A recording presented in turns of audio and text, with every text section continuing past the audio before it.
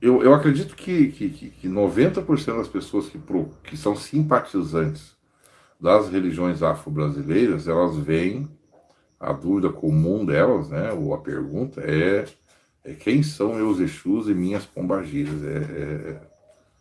95%, acho, dos simpatizantes vem com essa dúvida. Eu sempre explico que o brasileiro ele é muito mítico, né? Gosta do misticismo, gosta do esoterismo, gosta de tudo, quer aprender sobre tudo. Ao mesmo tempo, pode ser um evangélico que curte esoterismo, e aí tem lá a pulseira verde que traz sorte, o amarelo que traz prosperidade, e assim vai. Então tu vê que no Brasil as religiões elas se sentem um pouco confusas, porque o brasileiro ele curte um pouquinho de tudo, né? Então o brasileiro quer saber qual é o signo, o ascendente, quer saber qual é o horóscopo chinês, o I Ching, e assim o que tiver para, de alguma maneira, descrever como é aquela pessoa, o brasileiro vai atrás. Então não seria diferente das religiões afro-brasileiras. Elas, lógico, são brasileiras, né? Então, assim, são populares no Brasil. Todo mundo sabe o que é um terreiro, né? De Umbanda ou de Quimbanda, sei lá. E o pessoal vai perguntar, mas vem cá, qual é meu Exu, minha pombagira, né? E, e aí o que acontece é o seguinte, o pessoal que presta consultas, né? Seja através do búzio, ou das cartas, ou qualquer outro tipo de oráculo, fica meio assim, poxa, se eu não falar nada, essa pessoa vai achar que eu não sou adivinhão, que eu não tenho axé para saber, né? Então o que acontece? A pessoa normalmente ela vai fazer o quê? Ela vai olhar para o rosto do consulente, para as atitudes daquele consulente, a personalidade, e vai dizer, ah, mas essa mulher, ou né, é muito parecida com uma irmã de santo que eu tenho, que é de determinada pombagira, né? Ou a coisa tem o mesmo orixá, então assim tem um comportamento semelhante. Acaba chutando, né? Chutando ali por achar semelhanças físicas, atributos físicos e na personalidade. E aí o que acontece, cara, só que eles não vão falar pra ti, ó, eu tô chutando aqui porque tem muito parecido com a minha irmã de santo, ou com a minha filha de santo, ou com a minha mãe de santo. E assim vale para os homens também, tá? E, e aí isso aí tem um grande erro, porque, como eu tô dizendo, aquilo ali é um chute, aquilo ali não é uma revelação. Eu já fiz lives aqui mostrando no jogo de cartas a gente pode perguntar para a carta, né? De que reino seria, né, essas entidades dessa pessoa se fosse aqui na carta. Então, assim, o máximo que pode saber se é da encruzilhada, ou se é do cemitério, ou das matas, alguma coisa do gênero. Mas dizer o nome específico não diz. Tá? No búzio, a mesma coisa. O búzio, para quem não sabe, claro que para quem não sabe, ele é cruzado com sangue. E ali tu vai ter 3 orixás que vão responder nesse búzio aí, que é o Exu Orixá, o mensageiro dos orixás, Exu Orixá. Oxalá de Orumilá e Oxum, porque existe um Itã que fala que a mãe Oxum acaba ganhando ou conquistando a visão do jogo de búzio, que Exu concede para Oxum, né? Alguns outros Itãs falam que Oxalá determina isso, que o Exu passe para o Oxum. Então são 3 orixás ali que trazem essa visão. O que eu quero explicar para vocês é que esse búzio ele come na linguagem de terreiro, são sacrificados alguns animais no, no, no, no sacerdote, pai de santo, mãe de santo, né? Nos olhos e etc. E esse sangue também, o búzio também come. Tá? O búzio ele tem uma vida própria, assim, para o pessoal entender. Então, esse búzio ele é cruzado, né? E as caídas são para ver orixás. Somente orixás, ou caminho de orixás, ou os odus, que daí já seriam signos de odus. Então, assim, toda a intenção do jogo de búzios, seja ele qual for, porque a gente tem mais de um modelo no Brasil, ele tá entrelaçado à questão do orixaísmo. Ou seja, quando mencionar Exu, ele está falando de Exu Orixá, aqui no batuque chamado de Bará. Tá? Então, assim, ele não fala de Exu de Quimbanda, ou seja, ele não vai falar do Exu Caveira, ele não vai falar do Tata Caveira, ele não vai falar do Tranca-Rusa, ele não vai falar do Zé Pilintra, e muito menos vai falar da Maria Padilha, da Maria Quitéria, da Maria Mulambo, da Navalha. Não, não existe, não tem uma caída ali. Eu já fiz inúmeros desafios a pessoas que diziam que viam entidades de Umbanda e Quimbanda no búzio. Eu disse, então me mostre qual a caída, me fale qual a caída, que é o Duque revela a caída, que diz que é uma Maria Padilha, onde é que está descrito?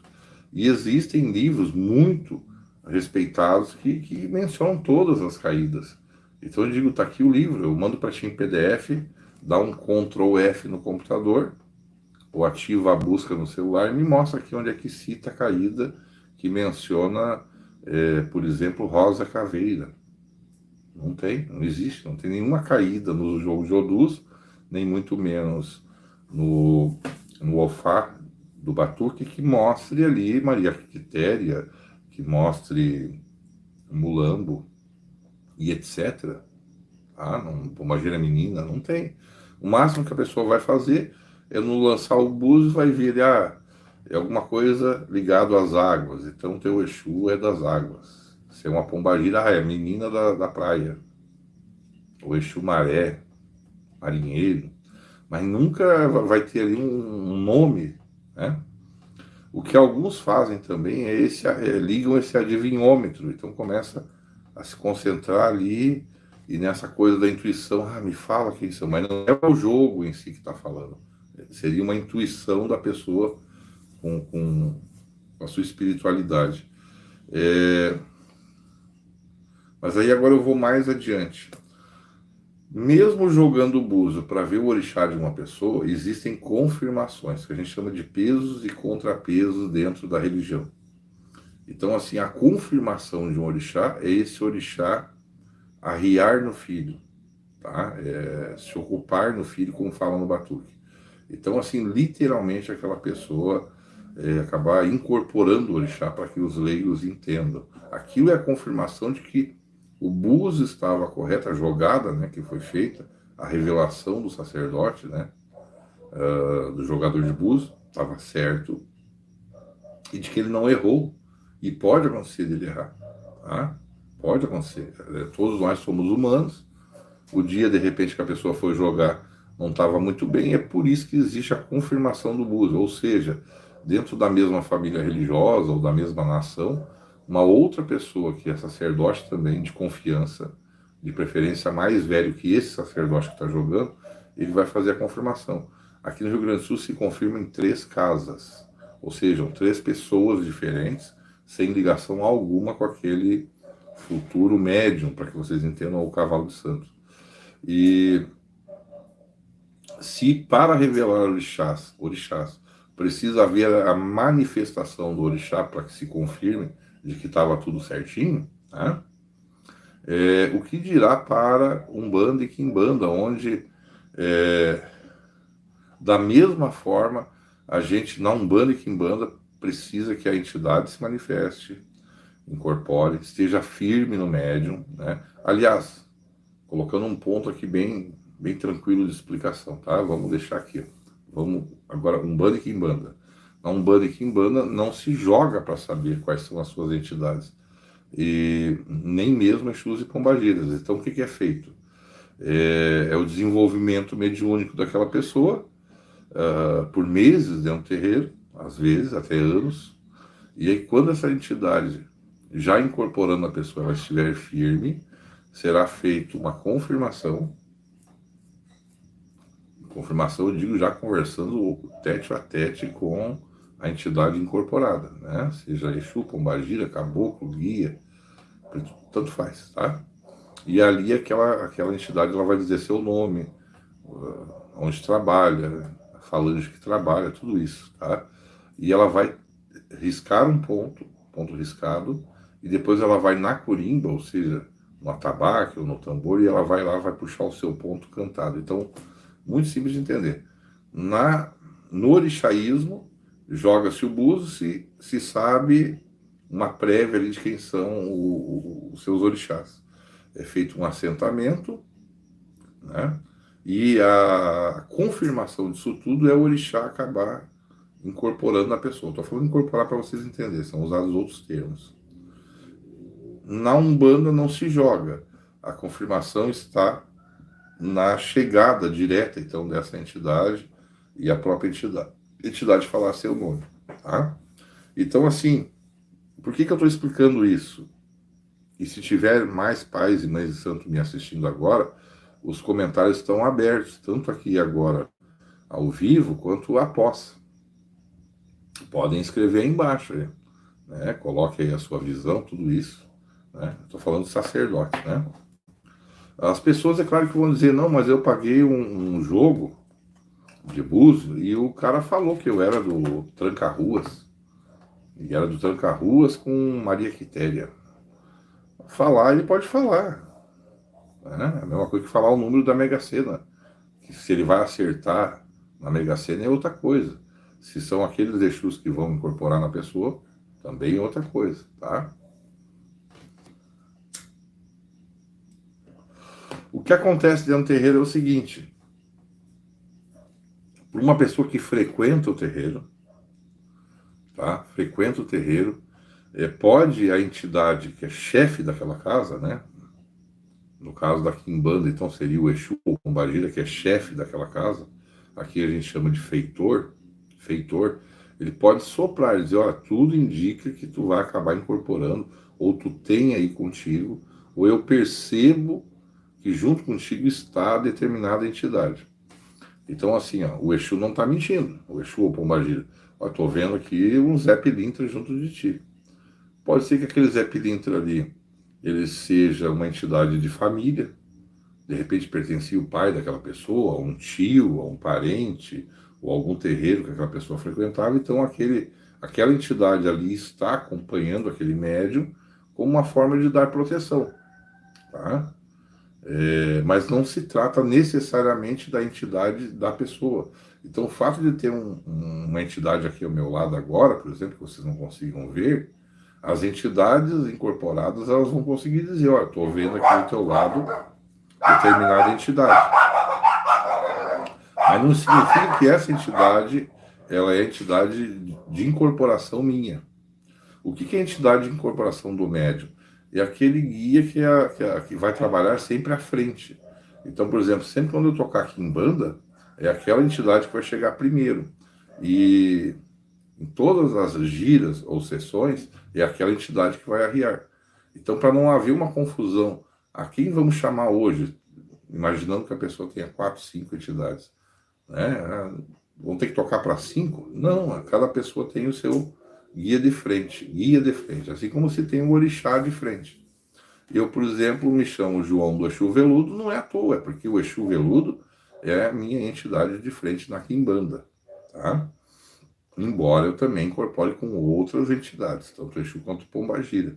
Mas sempre, eu vou num terreiro de visita, por exemplo, né, com os meus filhos, aqui é muito comum para sacerdotes chamar todo mundo, para na frente do tambor, o tamboreiro, o ogã, ele já me conhece. Eu vou tocar para o Exu Veludo, que o Exu Veludo é o Exu de frente do seu João. A mesma coisa são para os outros médios. Cada médio terá sua entidade. Não é difícil que na casa que a gente vai de visita, por exemplo, né, como visitam também a nossa casa, né, se trocam visitas na religião, é muito comum assim perguntar, tá, mas e esse médium é de quem? Né? Ou se é uma pessoa estranha naquela casa que veio de visita pela primeira vez.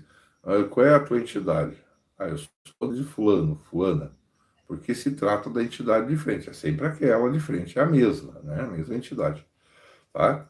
Então eu estou explicando isso com bastante embasamento, que é para ficar claro para os simpatizantes, né, e para os que estão iniciando na religião, de que tudo é necessário paciência.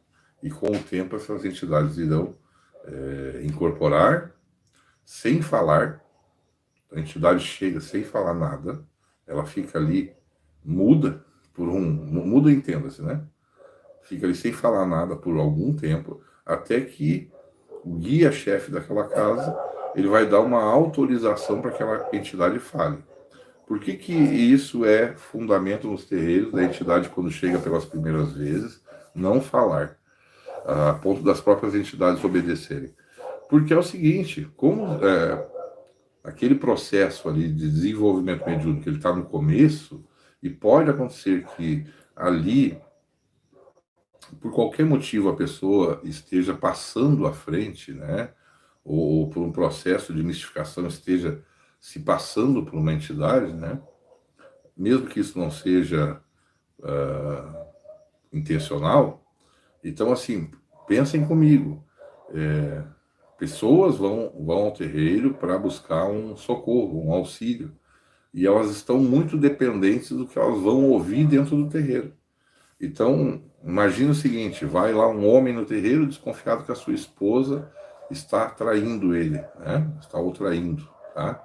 E é um cara muito antigo, tem arma e é violento, tudo isso. Então ele está lá dependendo só de uma resposta. Minha mulher está me traindo?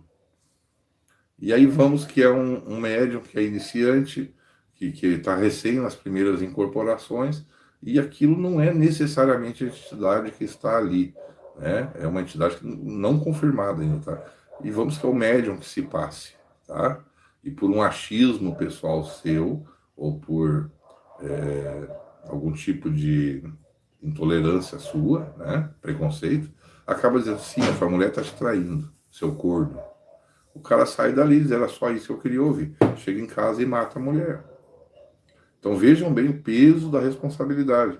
Porque todo mundo que vem visitar um terreiro e vê as pessoas incorporadas lá, imagina que todos que ali estão incorporados 100%. Mal sabem que muitos ali estão desenvolvendo ainda essa conexão com sua entidade. E por isso que em muitos terreiros, as pessoas se clamam até para mim, que são de terreiro, né? Pô, lá o Pai de Santo não deixa a gente atender pessoas de fora. Só ele incorporado que pode atender. Por quê? Porque tem esse peso dessa responsabilidade que eu acabei de dizer, né? Imagina uma mãe chega num terreiro, vai procurar ajuda, o filho está no hospital, na UTI, entre a vida e a morte, chega lá e aí vai consultar com um médium ali que não está bem incorporado, e aí essa pseudo-entidade fala, olha, teu filho vai morrer, não tem o que fazer. A mãe sai dali desesperada, acaba com a vida da mãe, né? E muitas vezes aquilo acaba não acontecendo. Então desmerece o terreiro, faz com que essa mãe entre em desespero, em parafuso, acabe até cometendo suicídio, né? Porque qual é a mãe que quer perder um filho? Nenhuma, né? Nem pai, nem ninguém. Então, assim, por isso que é vedado da entidade falar nas primeiras chegadas. Ela só tem liberação de fala após a confirmação. Então, nessa confirmação, podem ou não ser feitos algum tipo de prova, tá? Uma delas é essa assinatura espiritual chamada ponto riscado, né? O ponto cantado também é complemento, e ali pode ser feito algum tipo de prova para ver se realmente há uma incorporação forte ali, tá? Então, assim, eu estou dando uma barbada que a gente fala dentro do terreiro. Esse vídeo serve para as pessoas que assistem meu canal, como serve para os filhos que tem no terreiro, que estão entrando um pouco aí, né? Graças a Deus tá entrando bastante filho pro terreiro aí nesses últimos dias. Tá bom, gente? Qualquer dúvida do que eu falei, vocês podem deixar abaixo, perguntar, vocês podem opinar também, discordando, inclusive, dizer, olha, não concordo com o que o senhor falou. Tem todo o direito de discordar, tá?